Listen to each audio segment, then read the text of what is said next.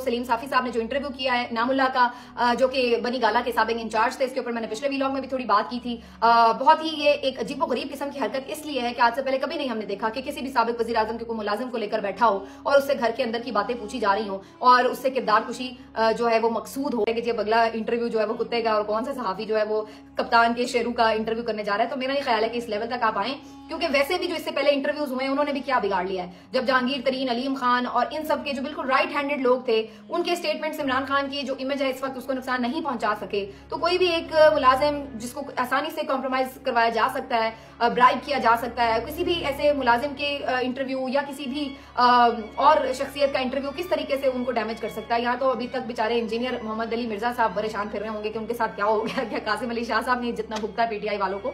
तो बात यह कि जो आप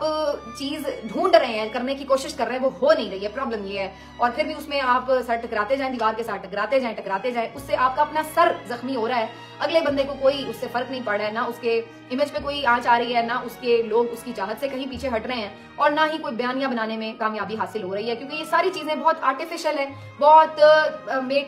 मेडअप सी हैं, जिसको कहते हैं ना कि आप खुद तैयार करदा चीजें हैं। तो बयानिया हो, किसी के खिलाफ हो, किसी की हिमायत में हो, जब आप मेडअप चीज बनाते हैं तो वो दिल को नहीं लगती। ये नेचुरल चीज है जो ग्रो करती है। आइडिया जो होता है वो नेचुरल होता है, जो ग्रो करता है और लोगों में घर करता है। वो ये नहीं होता कि मैं यूं इसको बैठ के यहाँ पे तैयार करूँ, उसके बाद ले जी अब सब इसको अडॉप्ट कर लें और सब अडॉप्ट कर लेंगे। तो ये अजीबोगरीब सी एक कोशिश है जो करने की मुसलसल